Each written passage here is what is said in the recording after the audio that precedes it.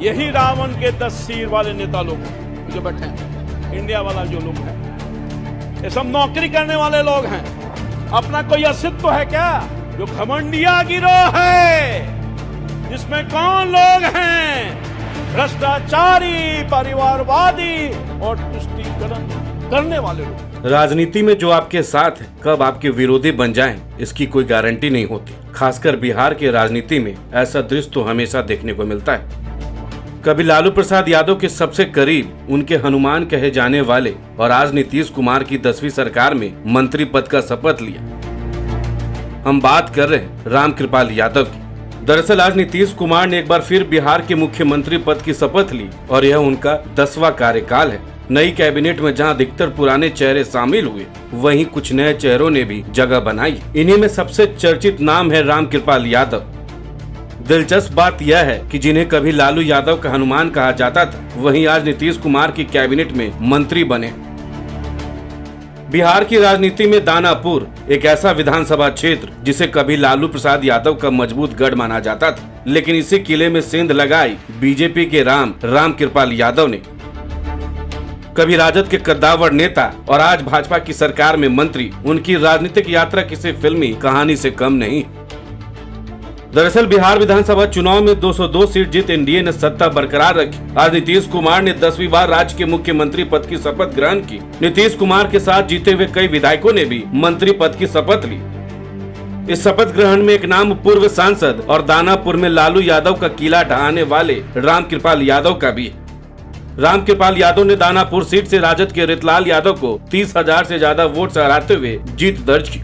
अब बीजेपी ने मंत्री बनाकर रामकृपाल यादव को लालू का किला ढहाने के लिए इनाम दिया है। रामकृपाल यादव के लिए पहला मौका है जब बिहार सरकार में वो मंत्री बने। इससे पहले वो कभी ना तो विधायक बने थे और न ही बिहार सरकार में मंत्री रहे। 90 का दशक जब बिहार में लालू यादव का राजनीतिक सितारा बुलंदियों पर था, तब रामकृपाल यादव आरजेडी को ग्राउंड लेवल पर मजबूती दे रहे थे। 1990 से चुनावी राजनीति में आए रामकृपाल यादव लंबे समय तक लालू प्रसाद यादव के साथ साये की तरह रहे। रामकृपाल यादव का जन्म 12 अक्टूबर 1957 को हुआ था। रामकृपाल यादव ने मगध यूनिवर्सिटी पटना से बीए और कानून की पढ़ाई की। राजनीति में उनकी शुरुआत 1991 में हुई, जब वे लालू यादव की आरजेडी के टिकट पर पटना लोकसभा सीट से सांसद बने।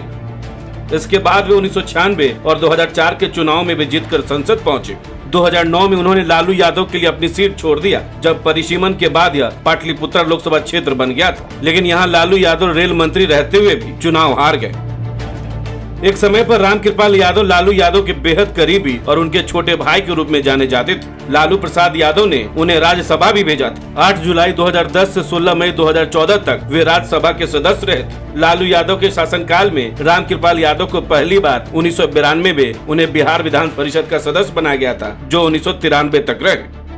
इन सबके बावजूद एक करवाहट धीरे धीरे बढ़ती रही। टिकट बंटवारे की नाराजगी, परिवारवाद का आरोप और अपनी मेहनत के कम होते राजनीतिक स्पेस का एहसास। जब साल 2014 में लालू प्रसाद यादव ने अपनी बड़ी बेटी मीसा भारती को पाटलिपुत्र लोकसभा का टिकट दे दिया, तो रामकृपाल यादव नाराज हो गए। फिर आया साल 2014 का लोकसभा चुनाव। रामकृपाल यादव ने आरजेडी को अलविदा कहा। लालू के घर जाकर इस्तीफा देने की खबर ने राजनीतिक हलकों में भूचाल ला दिया और उसी चुनाव में उन्होंने भाजपा का दामन थाम लिया। दिलचस्प बात यह है कि पहली ही बार बीजेपी से चुनाव लड़ा और जीत भी गए, वो भी लालू की बेटी मीसा भारती को हराकर। यह जीत सिर्फ चुनावी नहीं, बल्कि एक बड़ा राजनीतिक संदेश थी। 2014 के बाद 2019 में उन्होंने बीजेपी के टिकट पर चुनाव लड़ा और दोबारा लालू यादव की बेटी मीसा भारती को हराया। 2024 के लोकसभा चुनाव में पाटलिपुत्र से मैदान में उतरे, लेकिन इस बार उन्हें हार मिली।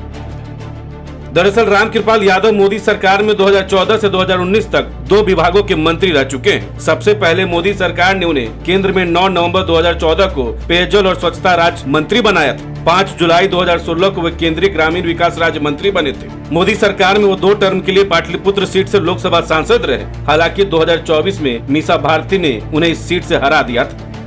अब सवाल उठता है कि लालू का हनुमान आज नीतीश कैबिनेट में कैसे दिख रहे हैं। इस सवाल का जवाब खुद रामकृपाल यादव कई मौकों पर दे चुके हैं। वह खुद बताते हैं कि 2012 और 2013 आते आते आरजेडी में उन्हें घुटन होने लगी थी।